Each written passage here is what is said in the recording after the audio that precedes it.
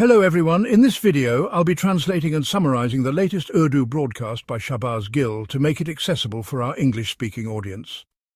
Let's go through the key developments and insights in Shahbaz Gill's words. The most important news today comes from Austin, Texas. A monumental change has occurred today in the world of technology, which is going to change the lives of everyone, including you, me, and nearly everyone living on this planet, in one way or another. It is going to completely transform the way we travel from one place to another. Yes, you heard it right. Elon Musk, the owner of Twitter, now called X, and Tesla, the company that makes electric cars, has made history today. Tesla has delivered its first self-driving car to a customer. When I say self-driving car, I mean that there is no one sitting in it. No driver, no passenger. The car drove itself from the factory to the customer's location. There was no remote control, no one was operating it, it simply followed the route by itself. Imagine this, such a car arriving today. Remember when we were kids, there was a show called Knight Rider which aired about 30 to 35 years ago. It was a series about a self-driving car that drove itself. Back then it seemed impossible, but today it is a reality. Tesla's first model, the Model 5, was delivered in Austin, Texas. The car drove itself for 25 to 30 miles, roughly 40 to 50 kilometers, and the entire journey took just 30 minutes. It drove on highways, navigated traffic signals, overtook other vehicles, stopped, and even parked itself in the customer's driveway.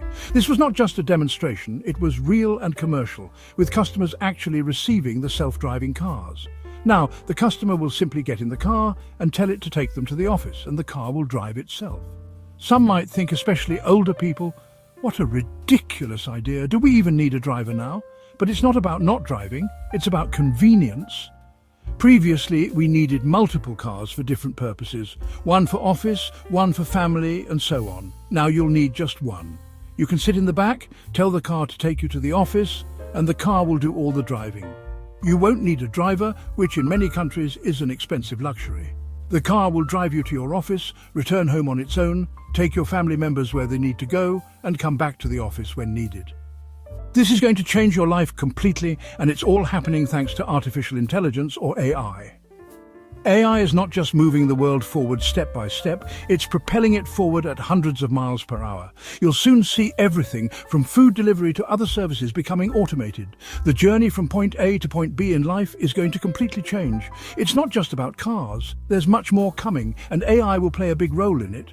Now, you might think I'm diving into a scientific discussion, but the next news I have is related to the Field Marshal and is linked to this.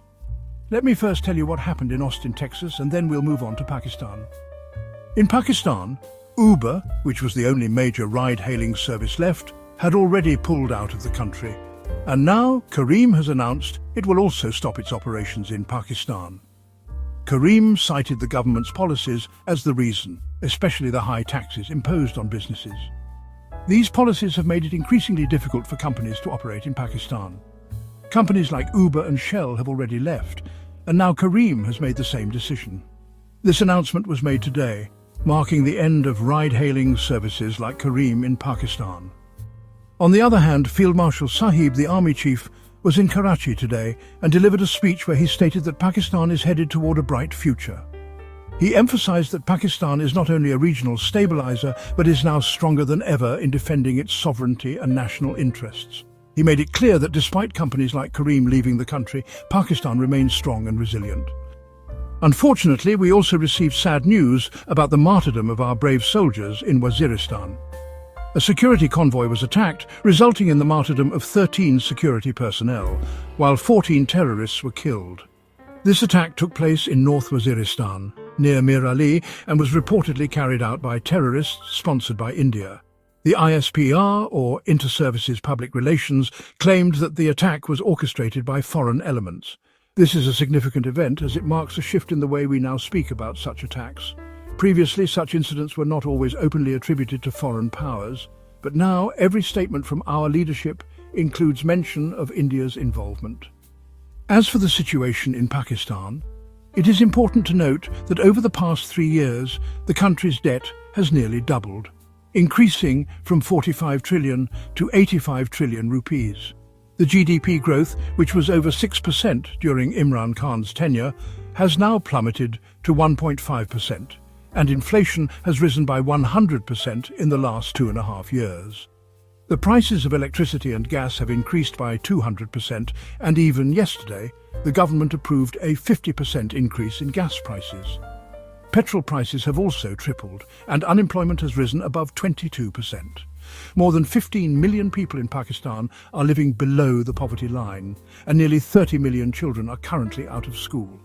50% of the people are almost, as I said, that every year 1.5 crore people are being added. So now this is increasing, and nearly 50% of the population is below the line of poverty. The sugar that was sold for 50, 55, 60, 65 rupees during Imran Khan's time, now the price of that sugar is 205 rupees per kilogram. And things are just like that. Inflation has increased by 100%. In fact, in some areas, things have increased by up to 100%. Here, inflation has increased by nearly 400 to 500%. These are the circumstances. But our Field Marshal has told us that Pakistan is moving forward on the path of development, and we are stronger and more determined than ever. All the figures I gave you are from the Field Marshal's government. Now you have to decide how strong and determined we are.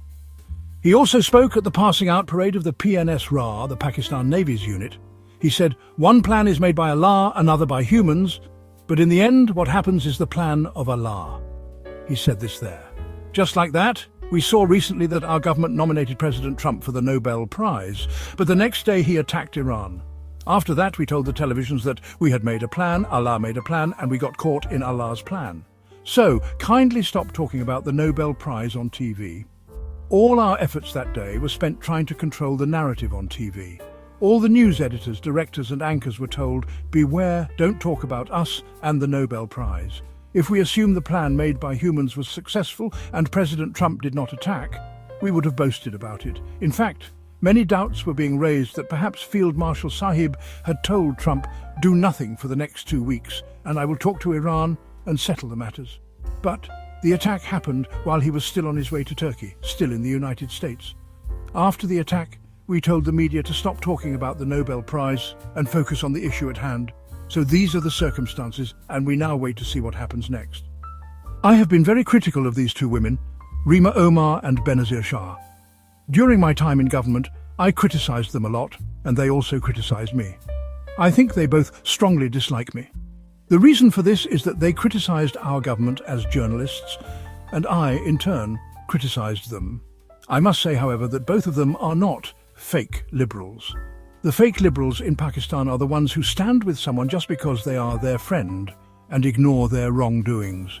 For example, no one talks about the martyrs in Gaza, but when 2 people are killed in Israel, they make it a global issue. This is the hypocrisy I'm talking about. Today, I will give you an example. In Pakistan, 20 newborn children have died, and 5 of them died on the same day in the children's ward. The cause is suspected to be issues with incubators or oxygen cylinders, but the inquiry has concluded that neither the doctors nor the nurses are responsible.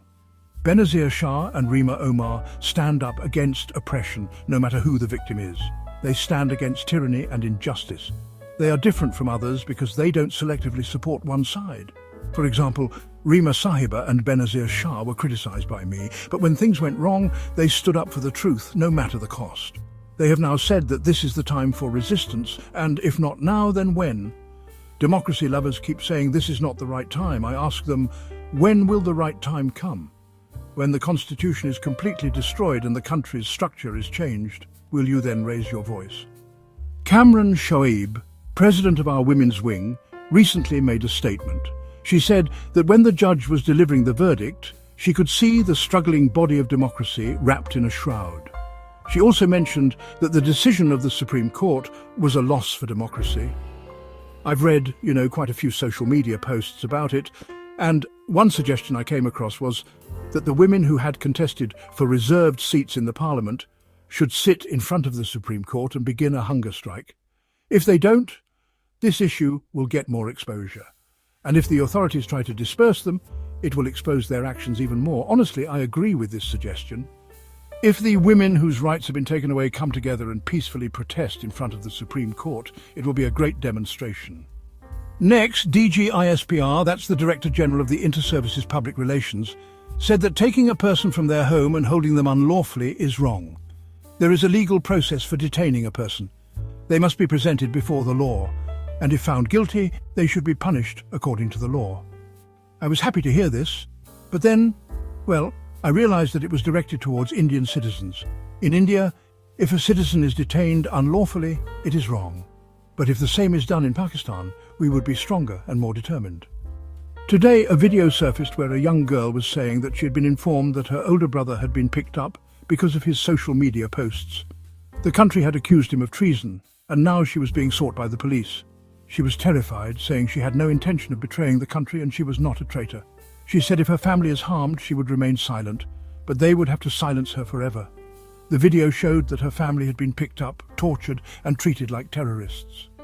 She said that her brother had been brutally beaten and taken away with blindfolds, and their family threatened to pick up more people. That wraps up our translation of Shahbaz Gill's video. I hope this English version helped you understand his message better. Please like, share and subscribe to Awami Lens to help our community grow. And don't forget to leave a comment below and let me know what you thought of this effort.